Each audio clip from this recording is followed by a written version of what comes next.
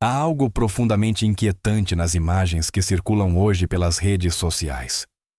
Uma mulher aparece chorando em frente à câmera, dizendo que os homens são lixo, enquanto veste uma camiseta que reduz os homens a meras carteiras. Outra reclama que não consegue encontrar um bom homem, mas em sua biografia deixa claro que qualquer um que meça menos de certo padrão físico nem deveria tentar. E uma terceira grava um vídeo afirmando que se sente insegura, sozinha, vulnerável, às 2 da madrugada, em frente a uma boate, com uma vestimenta que parece mais roupa íntima do que roupa de sair.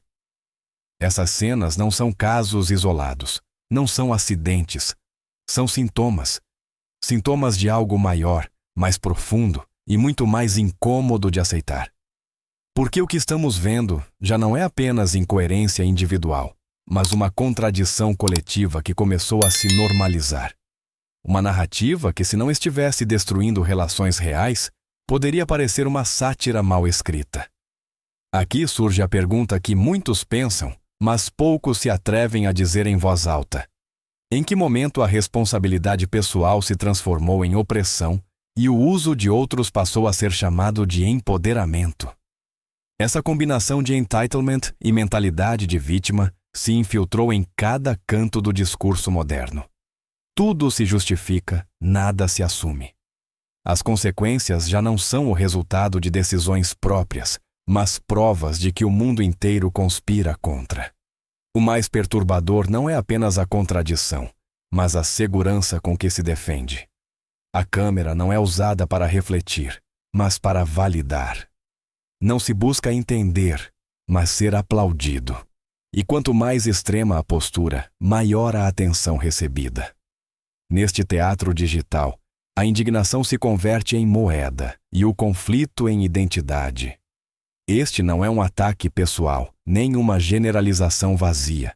É uma observação de padrões que se repetem uma e outra vez, com diferentes rostos, mas o mesmo roteiro. E para entender o que está acontecendo hoje nas relações, na percepção do valor e na maneira como nos vinculamos, primeiro é preciso encarar essa contradição inicial, por mais incômoda que seja. Porque sem entender este ponto de partida, tudo o que vem depois parecerá confuso, injusto ou até cruel, quando na realidade é uma consequência direta do que estamos normalizando agora mesmo. Um dos padrões mais repetidos dentro dessa contradição moderna aparece quando o dinheiro entra em cena. Há pouco circulou num vídeo de uma mulher chorando desconsoladamente porque seu ex parou de pagar o aluguel dela. Eles haviam saído apenas alguns meses. Ele cobria o apartamento, as despesas, a estabilidade. Ela decidiu terminar a relação para ir com outra pessoa. E quando o homem cortou também o apoio econômico, a história foi reescrita imediatamente. Já não era uma consequência lógica, mas uma injustiça. Na narrativa dela, ele não era alguém que simplesmente deixou de financiar sua ex-namorada, mas um vilão. E os comentários não demoraram a chegar, validando a ideia de que ela merecia algo melhor. Aqui aparece uma distorção perigosa. Usar alguém financeiramente se apresenta como empoderamento, mas enfrentar as consequências dessa escolha é descrito como opressão. A lógica se inverte completamente. A responsabilidade desaparece e é substituída por uma identidade de vítima que é muito mais confortável. Não há espaço para se perguntar quais decisões levaram a esse ponto, apenas para apontar culpados externos. Este padrão se repete uma e outra vez. Pessoas que ignoram sinais claros, que desconsideram conselhos, que escolhem mal de forma consciente e, quando tudo desmorona, concluem que o problema nunca foi seu critério, mas o mundo. Não há autocrítica, apenas indignação. Não há aprendizado, apenas ressentimento. Mesmo em relações longas acontece o mesmo. Mulheres que passam anos com homens que desde o primeiro dia deixaram claro que não queriam compromisso, casamento, nem futuro estável. Elas ficam esperando mudar algo que nunca prometeu mudar. E quando a relação termina, a história se transforma em uma acusação geral contra todos os homens, como se o desfecho não tivesse sido anunciado desde o início. A atenção que essas narrativas recebem reforça o comportamento. Cada lágrima pública é premiada com validação instantânea. Cada erro pessoal se converte em uma causa coletiva. E assim, pouco a pouco, constrói-se uma cultura onde assumir responsabilidade é visto como fraqueza. E culpar os outros se torna uma forma aceita de sobrevivência emocional. Outro traço central desse fenômeno é a relação obsessiva com a atenção. Não se trata apenas de querer ser visto, mas de precisar disso. A mesma pessoa que publica fotos provocativas diariamente, que constrói sua presença digital em torno do desejo alheio, é muitas vezes a que depois se mostra indignada pelas mensagens que recebe. Monetiza-se a atenção masculina, vive-se dela, mas ao mesmo tempo a condena. É uma contradição que já nem se tenta dissimular. De um ponto de vista psicológico, essa combinação é fascinante e alarmante ao mesmo tempo. Busca-se validação constante, mas rejeita-se a fonte dessa validação quando ela deixa de se encaixar na narrativa de vítima. Exibe-se o corpo para obter olhares, e depois se denuncia a existência desses olhares como uma agressão. É como vender água no deserto e depois envergonhar aqueles que têm sede. Essas cenas não acontecem apenas na internet. Vêem-se em academias, em cafeterias, em espaços públicos cotidianos. Pessoas que se colocam deliberadamente no centro das atenções, que adotam posturas e comportamentos projetados para atrair olhares, e que reagem com indignação no momento exato em que alguém cumpre o papel que elas mesmas provocaram. Não há confusão real, há uma encenação. A ofensa se torna performática. Não surge de uma ameaça autêntica, mas da necessidade de ocupar o papel de vítima diante de uma audiência. Porque na economia atual das redes, ser ofendido dá mais visibilidade do que ser coerente.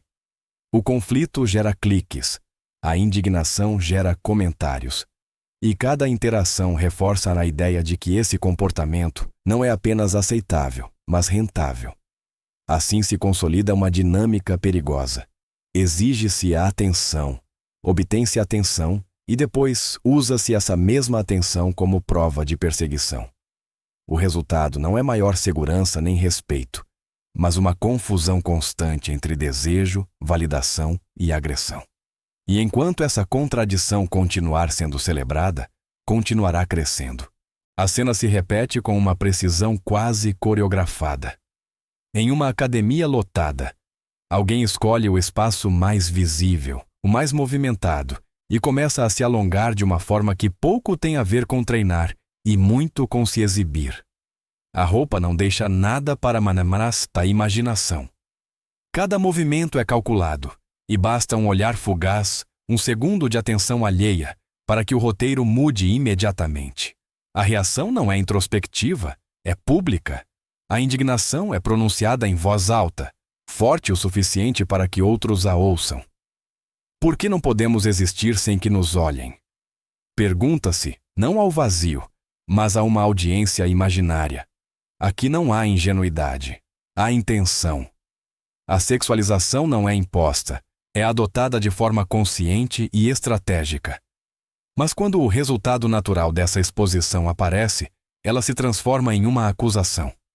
O desejo alheio, previamente buscado, é redefinido como agressão, não porque tenha cruzado um limite real, mas porque agora serve melhor como combustível para o relato de vitimismo. Esse tipo de situação revela algo fundamental. O problema não é o olhar, mas o controle sobre a narrativa. Enquanto a atenção é recebida nos termos desejados, é bem-vinda. Quando essa atenção deixa de ser manejável ou útil, torna-se prova de opressão. O mesmo ato é interpretado de duas maneiras opostas conforme a conveniência do momento. O vitimismo, neste contexto, deixa de ser uma reação a um dano real e passa a ser uma ferramenta cênica, uma forma de ocupar espaço moral sem assumir nenhuma responsabilidade pessoal. A pessoa não se apresenta como alguém que escolheu se expor, mas como alguém a quem acontece algo injusto. E essa reinterpretação constante da realidade é o que torna tão difícil qualquer conversa honesta. Porque quando a contradição se converte em espetáculo, já não importa o que realmente ocorreu. Importa o que gera mais validação. E nesse cenário a coerência sempre perde para a indignação. A hipocrisia atinge outro nível quando entra em jogo o discurso da segurança. Porque alguém que realmente teme por sua integridade não caminha sozinho às 3 da manhã, transmitindo ao vivo para milhares de desconhecidos. Alguém que de verdade se sente em perigo não publica sua localização em tempo real, não transforma seu percurso noturno em conteúdo, nem busca validação enquanto se expõe deliberadamente. No entanto, essas cenas se repetem uma e outra vez, envoltas na mesma mensagem. Não estou segura. Aqui aparece uma desconexão evidente entre palavras e ações. O medo autêntico leva à cautela, ao resguardo, ao silêncio. Mas o medo que se performa para uma audiência leva à exposição, ao dramatismo e à exacerbação. Não se trata de reduzir riscos, mas de amplificá-los para que a narrativa seja mais convincente. A insegurança deixa de ser uma experiência pessoal e se transforma em uma ferramenta de conteúdo. Essa contradição não apenas confunde, também corrói a credibilidade de quem realmente enfrenta situações de perigo. Quando tudo é apresentado como ameaça, nada o é realmente. O discurso perde força porque é usado sem critério. Invoca-se a palavra insegurança, não como descrição de uma realidade, mas como um recurso emocional para justificar decisões imprudentes e, ao mesmo tempo, evitar qualquer responsabilidade sobre elas. O mais inquietante é que essa narrativa se sustenta graças à validação constante. Cada ato arriscado é recompensado com atenção, cada queixa com apoio automático. Não se questionam as decisões prévias, apenas se reafirma a emoção do momento. E assim se consolida uma cultura onde sentir-se inseguro se torna uma identidade, mesmo quando as ações demonstram o contrário. A contradição se torna ainda mais evidente quando se misturam dois mundos que não se encaixam entre si. Por um lado, celebra-se uma vida sexual extrema, sem filtros nem limites, apresentada como libertação e orgulho pessoal. Fala-se abertamente de números, de experiências acumuladas, de uma identidade construída em torno da disponibilidade constante. Tudo se mostra como uma vitória, mas ao mesmo tempo, exige-se um tratamento profundamente tradicional. Compromisso, exclusividade, proteção emocional e estabilidade a longo prazo. Aqui aparece o choque frontal com a realidade. Porque os sinais que se enviam ao mundo importam, mesmo que se pretenda negar seu efeito. Não se pode pedir que outros interpretem um comportamento como algo distinto do que claramente comunica.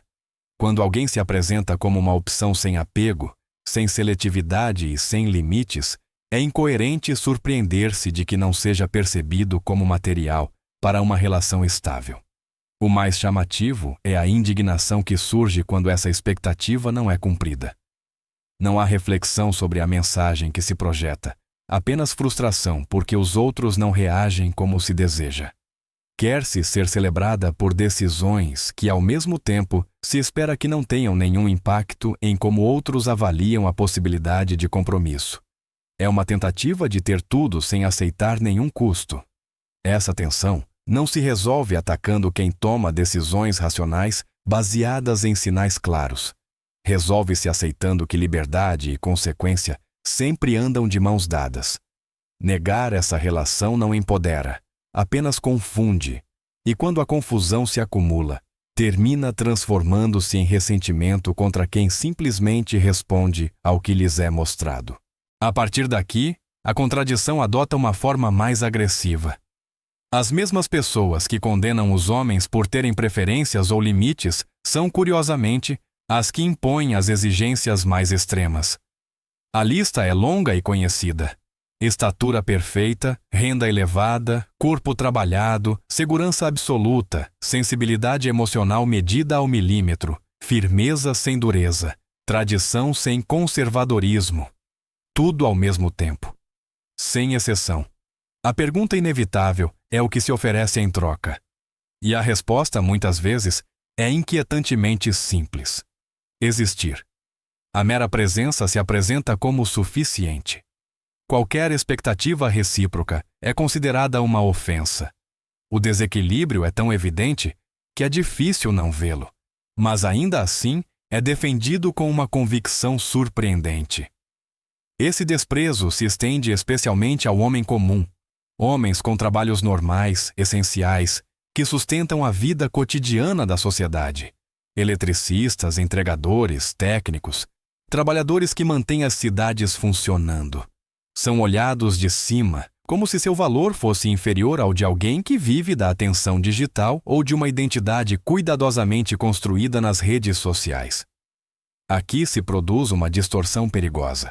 Confunde-se status simbólico com valor real. Idolatrizam-se a imagem e despreza-se a contribuição concreta.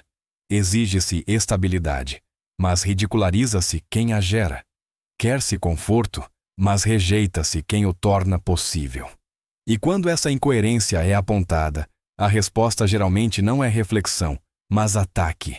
O resultado é uma lacuna cada vez maior entre expectativas e realidade. Não porque faltem homens capazes ou dispostos, mas porque muitos foram descartados antes mesmo de serem considerados. Não se encaixam em uma fantasia inflada por comparações irreais e narrativas digitais. E enquanto essa fantasia permanece intacta, a frustração só pode crescer. A incoerência atinge um novo nível quando se fala de trabalho e dinheiro.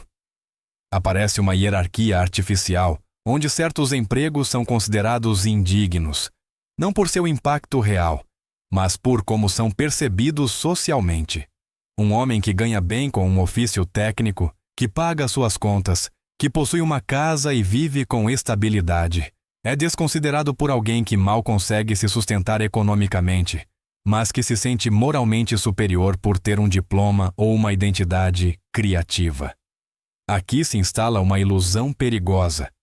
A ideia de que as credenciais substituem a contribuição, que o valor pessoal é medido pelo que se declara e não pelo que se produz. Despreza-se o trabalho manual enquanto se desfruta de seus benefícios. Exige-se conforto, serviços, infraestrutura, mas olha-se com desdém para quem os torna possíveis. A contradição é tão evidente que só pode ser sustentada ignorando a realidade. Esse desprezo não nasce da análise, mas do ego, de uma comparação constante baseada em status simbólico e não em resultados. Ridiculariza-se quem constrói, repara ou mantém, enquanto se eleva quem consome, opina ou se exibe. E quando essa bolha se choca com os números reais, com a renda, com a estabilidade material, a resposta não é humildade, mas ressentimento. O problema não é aspirar a mais, mas menosprezar o que já funciona. Porque no final a vida não se sustenta com discursos nem com imagens cuidadosamente editadas, mas com trabalho concreto e responsabilidade diária. Negar isso não eleva ninguém, apenas aprofunda a desconexão entre expectativas e realidade.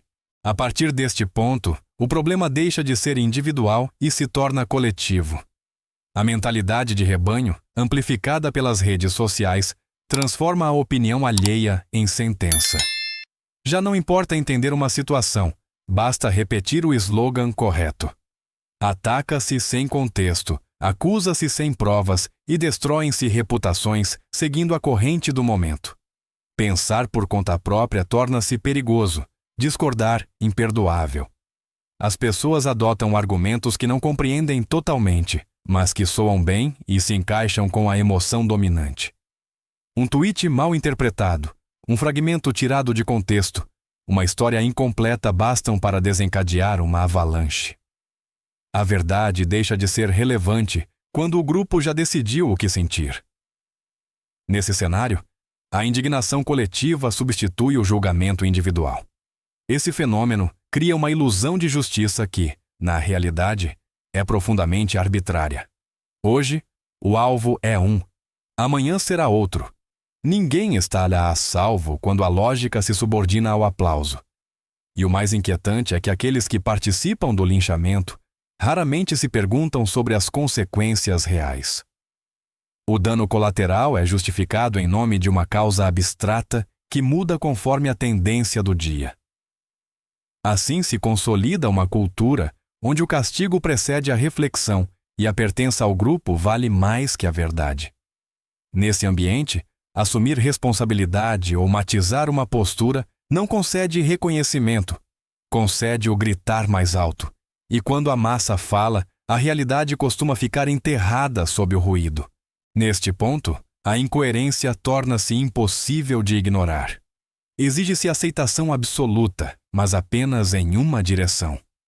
Proclama-se que todos os corpos devem ser celebrados sem exceção, que qualquer preferência física é uma forma de discriminação, que o desejo deve se ajustar a um discurso moral e não a uma reação natural. No entanto, essas mesmas pessoas mantêm critérios estritos e não negociáveis quando se trata de escolher parceiro. A tolerância termina exatamente onde começam suas próprias preferências. Aqui aparece uma dupla moral evidente. Condena-se quem expressa uma inclinação física concreta, mas descarta-se sem remorsos quem não cumpre certos padrões. Exige-se que todos aceitem, enquanto se rejeita com total liberdade. A contradição não é apenas lógica, é emocional. Porque a aceitação que se demanda não nasce do respeito mútuo, mas da necessidade de nunca se sentir questionado. Essa distorção se agrava quando se confunde a autoestima com negação da realidade. Não reconhecer limites, diferenças e reações humanas básicas não fortalece ninguém. Pelo contrário, gera frustração constante. Porque o mundo real não responde a slogans, responde a estímulos, escolhas e consequências. Fingir o contrário só leva a culpar o ambiente quando a resposta não é a esperada. No final, o problema não é que existam preferências, mas que se pretenda eliminá-las nos outros enquanto se defendem em si mesmo. Essa assimetria corrói qualquer diálogo honesto e reforça a sensação de injustiça. E quando a coerência desaparece, o único que resta é o ressentimento disfarçado de virtude. A partir daqui, o discurso adota uma aparência mais sofisticada, mas nem por isso mais honesta. Termos psicológicos que originalmente serviam para compreender e curar se transformam em ferramentas de ataque e evasão.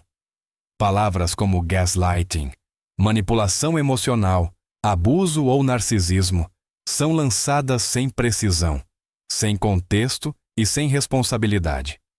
Não são usadas para esclarecer conflitos, mas para vencê-los. Qualquer desacordo é redefinido como violência simbólica. Impor limites é apresentado como controle. Pedir reciprocidade torna-se manipulação. Lembrar um fato de maneira diferente já não é uma diferença humana de percepção, mas uma prova de abuso psicológico. Esse uso estratégico da linguagem não busca resolver nada, busca encerrar a conversa. Porque uma vez que alguém é rotulado, já não é preciso ouvi-lo. O efeito é devastador para as relações reais.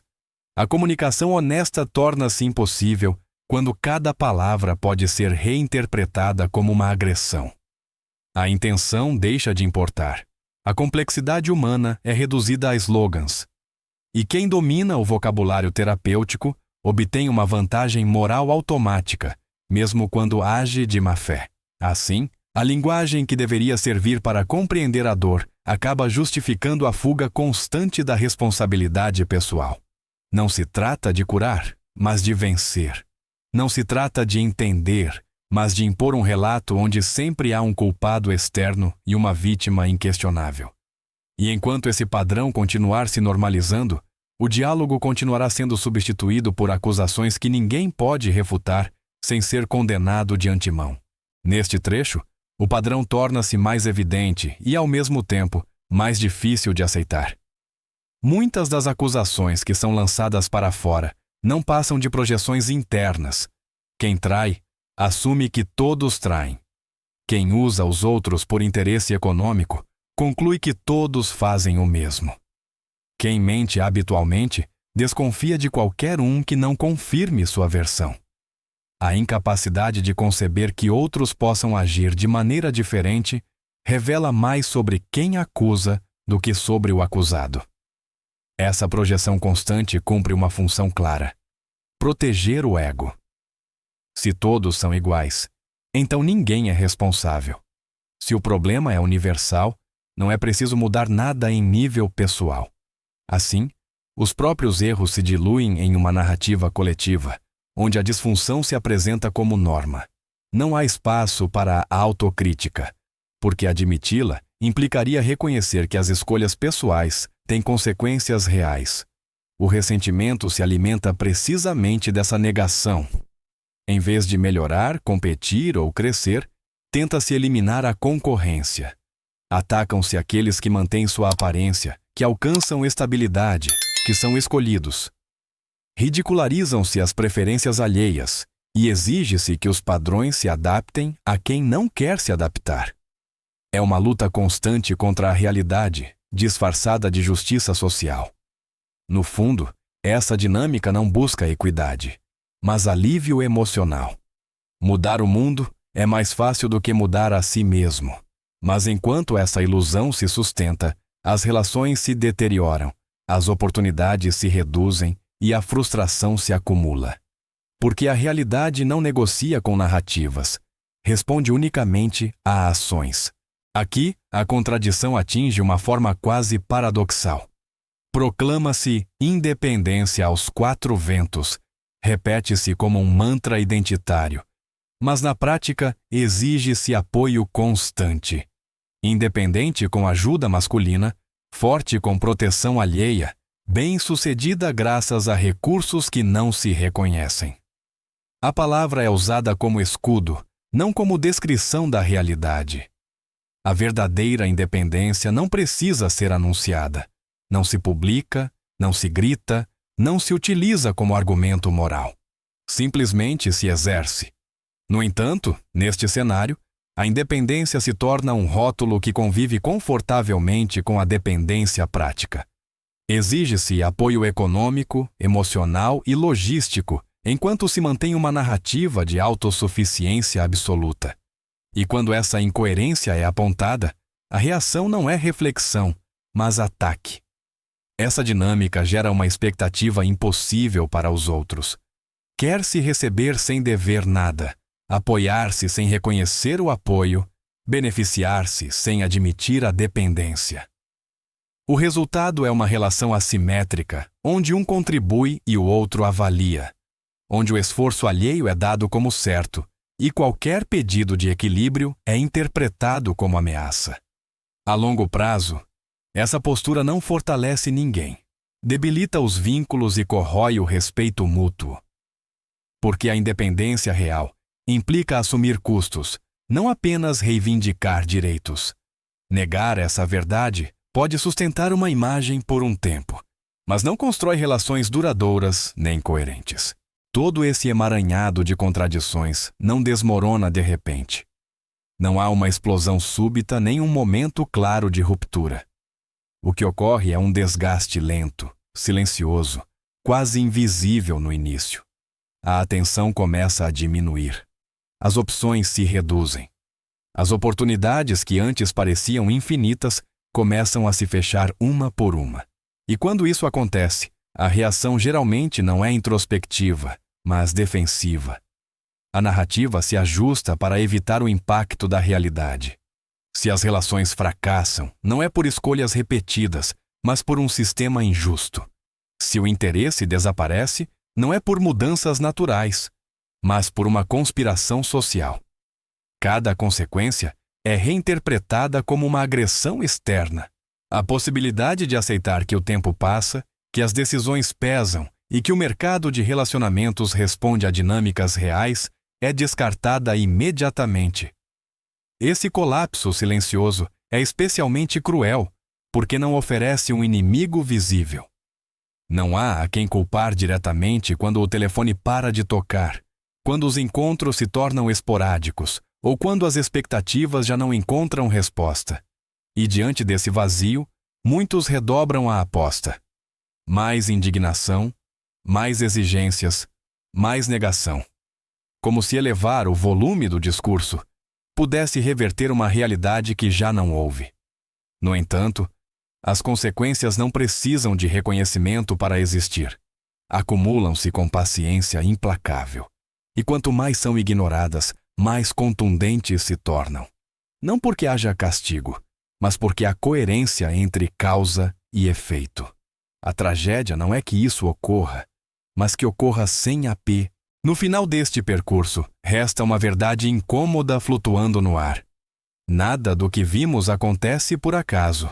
Não é má sorte, não é uma conspiração silenciosa, nem um castigo imposto de fora. É o resultado lógico de decisões repetidas, de contradições normalizadas e de uma recusa persistente em olhar para si mesmo com honestidade. Por muito tempo, a ilusão funciona. A atenção parece infinita, as opções parecem garantidas e a validação constante atua como anestesia. Mas essa etapa não é eterna. Chega um momento em que a realidade começa a se impor, sem pedir permissão. Quando o entusiasmo externo esfria, quando as promessas deixam de ser cumpridas e quando o discurso já não consegue esconder o vazio. Para alguns, esse momento se torna uma oportunidade de despertar, de reavaliar prioridades, ajustar expectativas e assumir que o valor real não se declara, se demonstra. Para outros, é o início de uma negação mais profunda, uma fuga para narrativas cada vez mais extremas, para não aceitar o evidente. Aqui se abre uma bifurcação clara. De um lado, aqueles que entendem que as relações requerem reciprocidade, coerência e crescimento pessoal. Do outro, há aqueles que esperam que o mundo se adapte aos seus desejos sem oferecer nada em troca. O tempo não favorece a ambos igualmente. A biologia, as dinâmicas sociais e as consequências acumuladas não negociam com discursos, simplesmente avançam. Este não é uma mensagem de condenação, mas de advertência. A correção chega, cedo ou tarde. A pergunta não é se ocorrerá, mas como será enfrentada. Porque quando a fantasia se rompe, só restam duas opções: aprender com a realidade ou continuar lutando contra ela até ficar sem forças. Agora a conversa não deveria terminar aqui. Pelo contrário, se você reconheceu padrões, se viu situações semelhantes ou se discorda do exposto, este é o momento de dizê-lo. Compartilhe sua experiência, seu ponto de vista, aquilo que o fez abrir os olhos ou aquilo com o qual você não concorda. O debate começa onde termina o silêncio. Quer que eu revise ou ajuste algo do encerramento, ou damos por concluído o trabalho?